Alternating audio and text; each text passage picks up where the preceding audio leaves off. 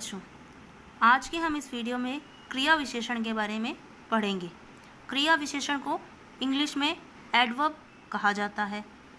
क्रिया विशेषण जैसे हमें नाम से ही पता चल रहा है कि ये क्या है कि हमें यह क्रिया की विशेषता बताता है, अर्थात वह शब्द जो क्रिया की विशेषता बताते हैं हमारे क्रिया विशेषण कहलाते हैं। नाम से ही समझ में आ गया हमें कि जो शब्द हमें क्रिया की विशेषता बताते हैं उन्हें हम क्रिया विशेषण कहते हैं। ये हमारा क्रिया विशेषण का टॉपिक है। कई बार अविकारी या अवयव शब्द के अंदर आता है, मतलब यह है जो क्रिया विशेषण है, अविकारी शब्द और अवयव शब्द जो हमारा टॉपिक होता है हिंदी ग्रामर के अंदर। अविकारी शब्द अर्थात वह शब्द जो कभी भी किसी भी प्रकार के जिसमें कोई विकार नहीं होता। अविकारी अर्थात जिसमें किसी भी प्रकार का परिवर्तन नहीं होते, ऐसे शब्द है ना, या अवयव जिन्हें अवयव भी कहते हैं, उसी का एक भाग होता है, अर्थात कहते हैं अविकारी शब्द का भेद होता है क्रिया विशेषण। ये अविकारी शब्दों के अंदर आता है, लेकिन हम आज इसे क्रिया विशेषण के टॉपिक को अलग से पढ़ेंगे। हमने पढ़ा कि क्रिया विशेषण क्या होता है, जो शब्द क्रिया की विशेषता बताते हैं वे हमारे क्रिया विशेषण कहलाते हैं। चलिए इसकी परिभाषा देखते हैं। जो अविकारी या अव्यय शब्द वाक्य में क्रिया की विशेषता बताते हैं उन्हें क्रिया विशेषण कहते हैं। ये तो हमने पहले ही पढ़ लिया था। चलिए इसे एग्जाम्पल से और अच्छे से समझते हैं। जैसे गीता धीरे धीरे चल रही है, ये हमारा एक सेंटेंस है कि गीता है वो धीरे धीरे चल रही है। तो सबसे पहले हमें क्या ढूंढना पड़ेगा, इसमें हमारी क्रिया ढूंढनी पड़ेगी, है ना। क्रिया की विशेषता बताने के लिए हमें पहले ये तो पता होना चाहिए ना कि हमारी क्रिया क्या है।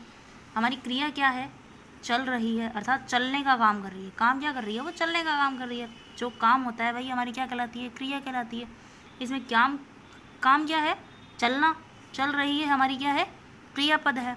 और इसकी विशेषता क्या बताई जा रही है कि वह क्या है, धीरे धीरे चल रही है, अर्थात क्रिया की विशेषता क्या है कि वह धीरे, कि ये जो काम है चलने का वो क्या धीरे धीरे कर रही है। तो यही हमारा क्या है, धीरे धीरे शब्द हमारा क्या है, क्रिया विशेषण है। फिर दूसरा सेंटेंस हमें दिया है, अचानक एक बिल्ली कमरे में घुस गई। तो हमारी क्रिया क्या हुई इसमें, घुसने की, है ना। और यह काम कैसे हुआ, अर्थात यह जो क्रिया है कैसे हुई, अचानक हो गई। ये जो काम है वो कैसे हो गया, अचानक हो गया। तो अचानक एक बिल्ली मेरे कमरे में घुस गई। तो इसमें जो अचानक शब्द है वह क्या है, क्रिया विशेषण शब्द है। अब इसके अंदर एक शब्द आता है क्रिया प्रविशेषण, अर्थात सब एडजेक्टिव।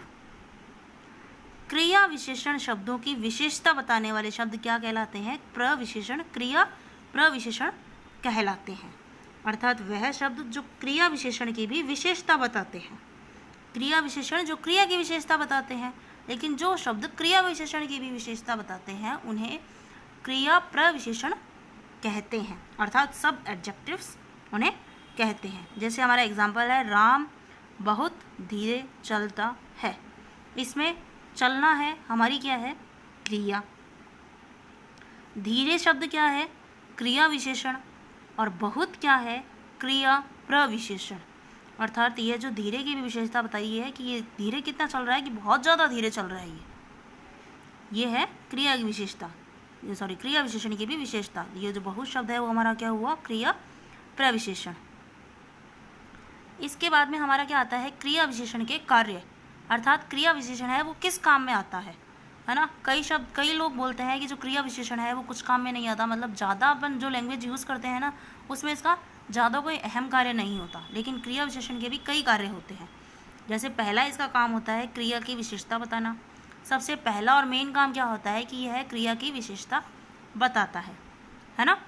दूसरा है कि क्रिया के संपादित होने का यह ढंग बताता है, कि अर्थात जो क्रिया हुई है वो किस तरह से कंप्लीट हुई है, उसका तरीका क्या रहा है। क्रिया के कंप्लीट होने का तरीका हमें बताता है, उसके ढंग के बारे में बताता है कि वो किस तरह कंप्लीट हुई है। जैसे एग्जांपल है, सारा सामान धड़ाधड़ बिक गया, है ना। इसमें जो बिकने का काम हुआ है उसका ढंग बताया है, वो किस तरह बिक गया, उसके बिकने का ढंग बताया है कि वह क्या है, धड़ाधड़ बिक गया, अर्थात बहुत ही फास्ट, बहुत ही जल्दी वह सामान बिक गया। तीसरी इसकी विशेषता क्या होती है कि क्रिया के होने की निश्चितता या अनिश्चितता हमें बताते हैं ये शब्द। अर्थात जो हमारा काम है वो निश्चित है या अनिश्चित है, वह हमें बताता है कि जो काम है वो निश्चित अर्थात फिक्स है या अनिश्चित है। जैसे वह अवश्य आएगा, इसमें आएगा जो हमारी क्रिया है उसकी निश्चित क्या है, ये अवश्य शब्द ये क्या बता रहा है, हमें निश्चितता बता रहा है। ये जो अवश्य शब्द है हमें क्या बता रहा है, निश्चितता बता रहा है कि ये है ज़रूरी ही, मतलब बहुत ही, ये जो आने का काम है वह ज़रूर ही करेगा। और नेक्स्ट एग्जाम्पल, शायद वह आए, है ना। तो इसमें जो आने का काम है यह है अनिश्चित है ना, कि शायद है, हो भी सकता है वह आए या हो भी सकता है वह नहीं आए। तो शायद शब्द क्या है, अनिश्चित है ना। तो आने का काम क्या है, अनिश्चित है। तो यही जो क्रिया विशेषण शब्द होते हैं वे क्या है, क्रिया के निश्चितता व अनिश्चितता के बारे में बताते हैं। मतलब उन शब्दों से हमें क्रिया की निश्चितता या अनिश्चितता का पता हमें चलता है।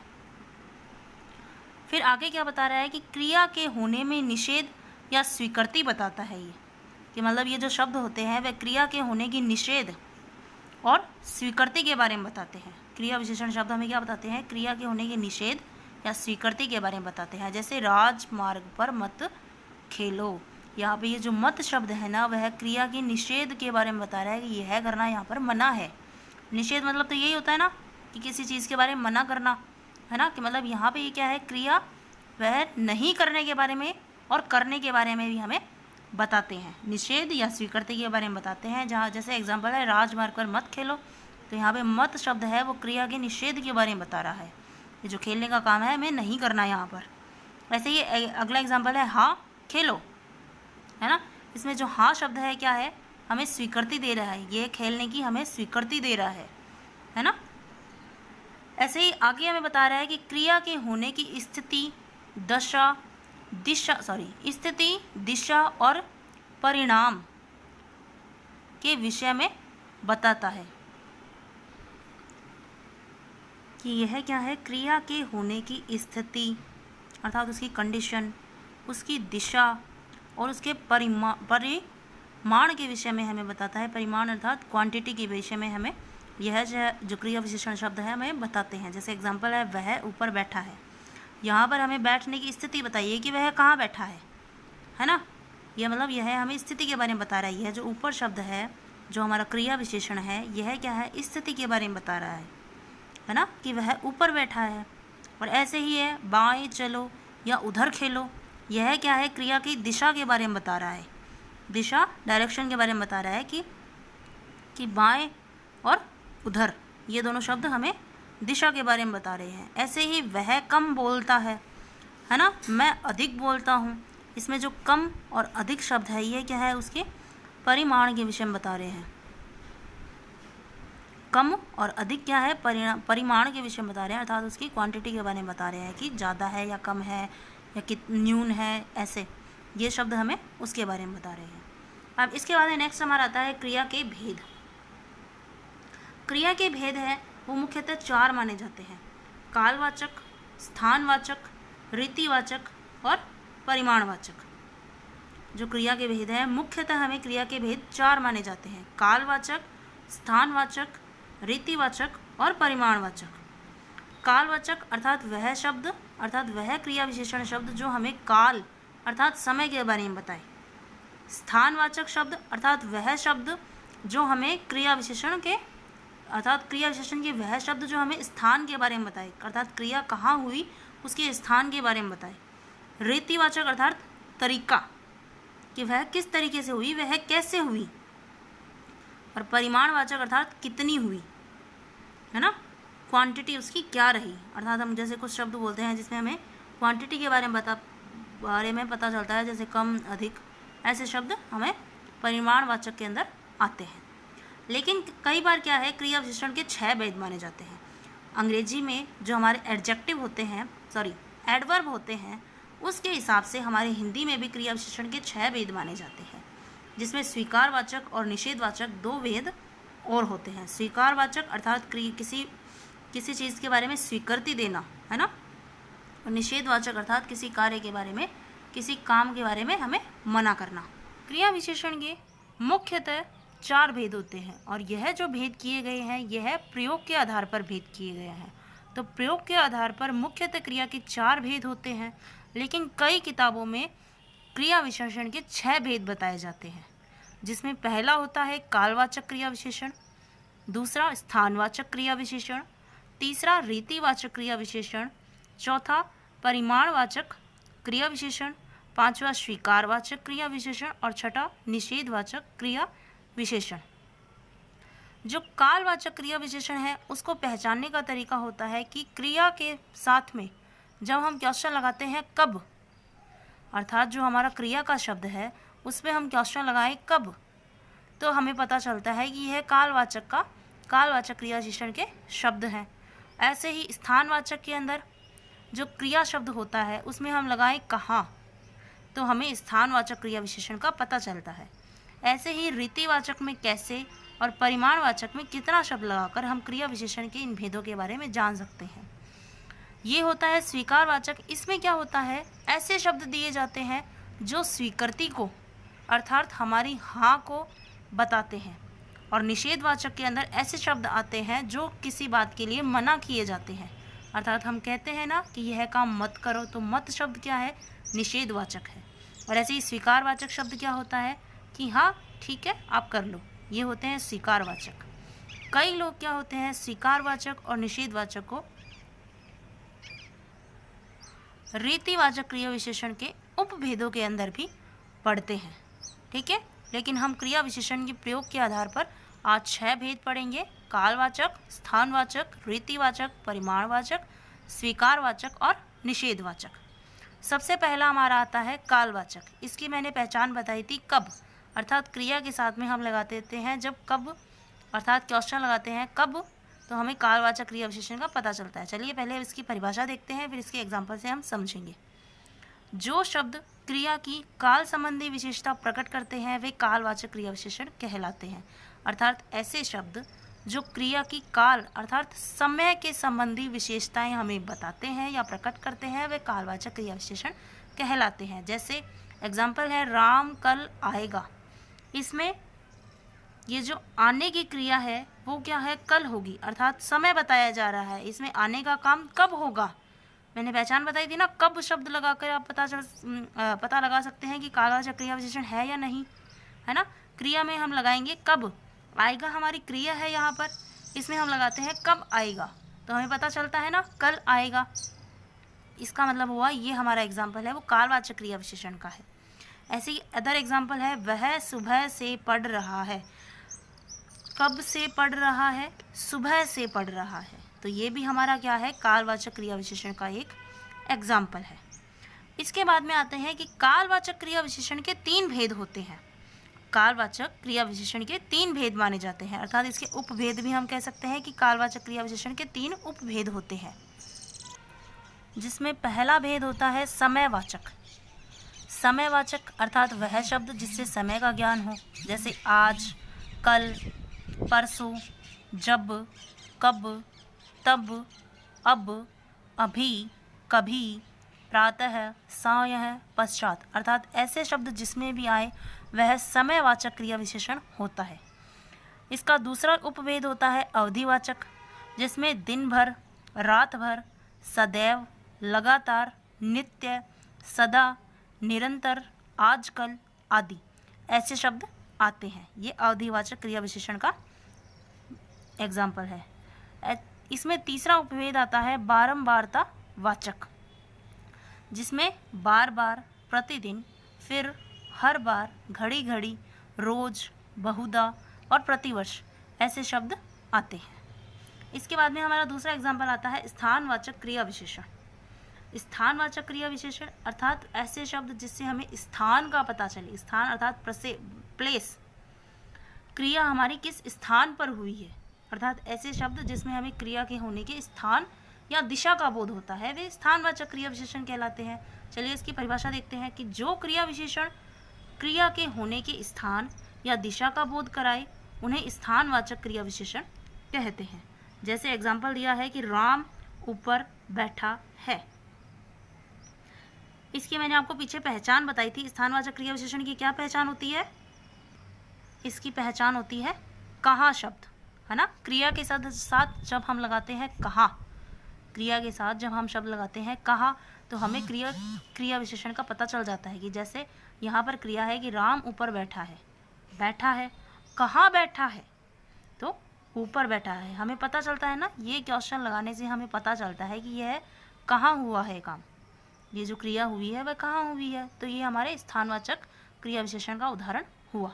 ऐसे ही दूसरा एग्जाम्पल है, यहाँ मत दौड़ो। तो कहाँ मत दौड़ो, है ना, सॉरी, कहाँ मत दौड़ो, तो आपको बता रहे हैं कि यहाँ मत दौड़ो। तो ये जो यहाँ शब्द है वह क्या है? स्थानवाचक क्रिया विशेषण का उदाहरण है। अब ये आगे बता रहा है कि स्थानवाचक क्रिया विशेषण को दो भागों में बांटा जाता है, अर्थात स्थानवाचक क्रिया विशेषण है उसके भी दो भेद होते हैं। पहला स्थितिवाचक, जिसमें शब्द आता है यहाँ, वहाँ, आगे, पीछे, जहाँ, तहाँ, निकट, समीप, दूर, अंदर, बाहर आदि शब्द। और इसका दूसरा भेद होता है दिशावाचक, जिसमें शब्द आता है चारों ओर, इधर उधर, जिधर, किधर, सामने, उस और, इस तरफ, ऊपर, नीचे आदि। ऐसे शब्द दिशावाचक के अंदर आते हैं और यहाँ, वहाँ, आगे, पीछे ऐसे शब्द स्थितिवाचक के अंदर आते हैं। इसके बाद हमारा क्रिया विशेषण का जो तीसरा भेद आता है वो था क्या? परिमाणवाचक क्रिया विशेषण। चलिए इसकी परिभाषा देखते हैं कि जिन क्रिया विशेषण शब्दों से क्रिया के परिमाण अर्थात नापतोल या मात्रा का पता चलता है उन्हें परिमाणवाचक क्रिया विशेषण कहते हैं। अर्थात ऐसे शब्द जिनसे हमें क्रिया की मात्रा का या नापतोल के बारे में, ऐसे शब्द जिनसे हमें नापतोल या किसी चीज़ की मात्रा के बारे में हमें पता चलता है वह परिमाणवाचक क्रिया विशेषण के अंदर आते हैं। मैंने आपको इसकी पहचान बताई थी कि कितना शब्द की क्रिया के साथ में हम कितना लगाकर इसकी हम पहचान कर सकते हैं। जैसे एग्जाम्पल है, वह बहुत पढ़ता है। पढ़ता है हमारी यहाँ पर क्रिया है, तो कितना पढ़ता है? वह बहुत पढ़ता है। तो बहुत शब्द हमारा यहाँ पर क्या है? परिमाणवाचक क्रिया विशेषण का एक उदाहरण है। ऐसे ही रमा कुछ मुस्कुराई, तो कितना मुस्कुराई, है ना, तो कुछ मुस्कुराई। तो ये जो कुछ शब्द है वह भी क्या है? परिमाणवाचक क्रिया विशेषण के अंदर आता है। परिमाणवाचक क्रिया विशेषण के भेद। परिमाणवाचक क्रिया विशेषण के निम्न भेद होते हैं। पहला जिसमें होता है हमारा अधिकतावाचक। इसमें शब्द आते हैं बहुत, ज़्यादा, अति, अधिक, अत्यंत, बड़ा, भारी, सर्वथा, खूब, निरा, अतिशय आदि शब्द। अर्थात अधिकतावाचक जैसे नाम से ही पता चल जाता है कि जिसमें अधिक शब्द आते हैं, अर्थात ऐसे शब्द जिसको हम अधिक के लिए यूज़ करते हैं। ऐसे ही दूसरा इसका भेद होता है न्यूनतावाचक। अर्थात ऐसे शब्द जिसमें कम, न्यून का हमें पता चले, जैसे कम, कुछ, थोड़ा, ज़रा, प्रायः, किंचित, तनिक आदि। ये सभी शब्द हम किस लिए यूज़ करते हैं? कि जब हमें किसी चीज़ में कम बतानी हो, है ना, जहाँ पर हमें कमी किसी चीज़ में बतानी हो वहाँ पर हम ये शब्द यूज़ करते हैं। तो ये भी हमारे परिमाणवाचक क्रिया विशेषण के भेद के अंदर आता है। फिर नेक्स्ट एग्जाम्पल आता है पर्याप्त बोधक। अब जैसे यहाँ पर ये बोधक शब्द है, ऊपर मैंने वाचक शब्द लगाया था, तो ये जो परिमाणवाचक क्रिया विशेषण है ना, इसके भेद हम अधिकता बोधक भी कह सकते हैं या अधिकता वाचक भी कह सकते हैं। ऐसे ही न्यूनता वाचक भी कह सकते हैं, न्यूनता बोधक भी कह सकते हैं, पर्याप्त बोधक भी कह सकते हैं, पर्याप्त वाचक भी कह सकते हैं। ठीक है, ये सभी एक ही होते हैं। इस पर्याप्त बोधक के अंदर क्या आता है? बस, केवल, बस वो वाली बस नहीं, बस जैसे बोलते हैं बस स्टॉप, बस, केवल, काफ़ी, बराबर, इति, इत्यादि, पर्याप्त, यथेष्ट, चाहे आदि शब्द इसके अंदर आते हैं। इसके बाद में फोर्थ है इसका उपभेद जो है तुलनावाचक। अर्थात ऐसे शब्द जिसमें हम तुलना की जाए, इतना, उतना, कितना, जितना, बढ़कर आदि शब्द आते हैं हमारे तुलनावाचक क्रिया विशेषण के भेद के अंदर आते हैं। फिफ्थ आता है हमारा श्रेणीवाचक, जिसमें हमारा आता है थोड़ा थोड़ा, तिल तिल, एक एक करके, क्रम से, बारी बारी, यथाक्रम आदि। अर्थात ऐसे शब्द जो श्रेणी के बारे में हमें बताते हैं, जैसे हम बोलते हैं ना थोड़ा थोड़ा करके दो, या एक एक करके लाइन से आओ, है ना, या सभी क्रम से आए, या सभी अपनी बारी का इंतज़ार करें। तो ये शब्द है हमारे श्रेणीवाचक के अंदर आते हैं। तो इस तरह हमारे परिमाणवाचक क्रिया विशेषण के कितने भेद हो गए? पहला अधिकतावाचक, दूसरा न्यूनतावाचक, तीसरा पर्याप्त बोधक, चौथा तुलनावाचक और पांचवा श्रेणीवाचक। इसके बाद में नेक्स्ट हमारा क्रिया विशेषण का भेद आता है, वो है रीतिवाचक क्रिया विशेषण। अर्थात जो क्रिया विशेषण शब्द क्रिया के होने के ढंग को बताते हैं उन्हें रीतिवाचक क्रिया विशेषण कहते हैं। रीति का अर्थ ही क्या होता है? तरीका या ढंग। रीति का मतलब क्या होता है? तरीका या ढंग, अर्थात ऐसे क्रिया विशेषण शब्द जो क्रिया के होने के ढंग के बारे में या उसके तरीके के बारे में बताए कि क्रिया किस तरीके से हुई या किस ढंग से हुई, तो वह रीतिवाचक क्रिया विशेषण के भेद के अंदर आता है। जैसे एग्जाम्पल है, शीला विनयपूर्वक बोली, है ना। यह तो बोलने के ढंग के बारे में बता रहे हैं ना कि वह किस तरह बोली, वह विनयपूर्वक बोली। तो ये जो विनयपूर्वक शब्द है वह क्या है? रीतिवाचक क्रिया विशेषण का उदाहरण। ऐसे ही मदन मजे से सो रहा है ना। तो सोने का इसमें ढंग बताया जा रहा है कि वह कैसे सो रहा है, तो वह मजे से सो रहा है। तो मजे ये शब्द क्या है? रीतिवाचक क्रिया विशेषण। ऐसे ही राम तेज चलता है, तो इसमें चलने का ढंग बताया जा रहा है कि वह तेज चलता है, तो यह भी रीतिवाचक क्रिया विशेषण का शब्द है। तेज शब्द रीतिवाचक क्रिया विशेषण का आता है। रीतिवाचक क्रिया विशेषण की मैंने आपको पहचान बताई थी कि होता है कैसे शब्द, अर्थात क्रिया में जब हम कैसे लगा देते हैं, क्रिया में जब कैसे प्रश्नवाचक लगा देते हैं तो हमें रीतिवाचक क्रिया विशेषण के बारे में पता चलता है। जैसे वह बोलती है, कैसे बोलती है। ऐसे ही सो रहा है, कैसे सो रहा है ना। चलता है, कैसे चलता है। तो इनके हमें आंसर पता चलते हैं कि तेज चल रहा है, मजे से सो रही है या विनयपूर्वक बोलती है। तो ये हमारा रीतिवाचक क्रिया विशेषण के उदाहरण होंगे। अब इसके बाद में नेक्स्ट हमारा आता है कि रीतिवाचक क्रिया विशेषण के भेद, अर्थात रीतिवाचक क्रिया विशेषण के निम्न भेद होते हैं। जैसे पहला हमारा इसमें आता है पहला हमारा आता है कि निश्चयात्मक, है ना। इसके शब्द होते हैं अवश्य, बेशक, सचमुच, वस्तुतः। दूसरा इसका भेद होता है अनिश्चयात्मक, जिसमें शब्द आते हैं शायद, कदाचित, संभवतः आदि। तीसरा इसका भेद होता है कारणात्मक, जिसके शब्द होते हैं क्योंकि, अतः एव आदि।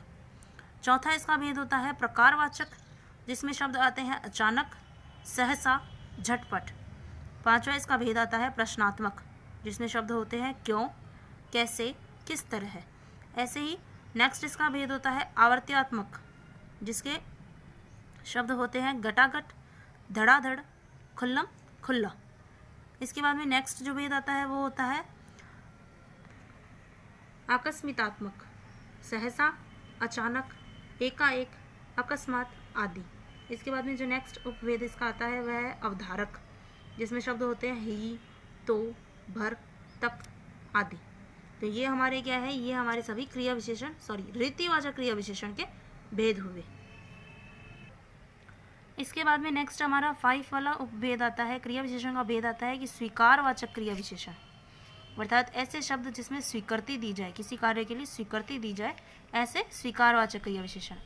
परिभाषा देखिए, जिन अवयव शब्दों से क्रिया की स्वीकृति का ज्ञान होता है उन्हें स्वीकारवाचक क्रिया विशेषण कहते हैं। इसमें शब्द आते हैं अवश्य, हाँ, ठीक, सच आदि। ये शब्द स्वीकारवाचक क्रिया विशेषण के अंदर आते हैं। 6 नंबर है इसका भेद निषेधवाचक, अर्थात ऐसे शब्द जिसमें किसी क्रिया के लिए अर्थात किसी काम के लिए मनाही दी गई हो, अर्थात किसी काम को करने से मना किया गया हो। चलिए इसकी परिभाषा देखते हैं कि जहाँ क्रिया के निषेध का बोध होता है ऐसे शब्दों को निषेधवाचक क्रिया विशेषण हम कहते हैं। जैसे न, मत, नहीं, बिल्कुल नहीं, ऐसे शब्द होते हैं जो निषेधवाचक क्रिया विशेषण के अंदर आते हैं।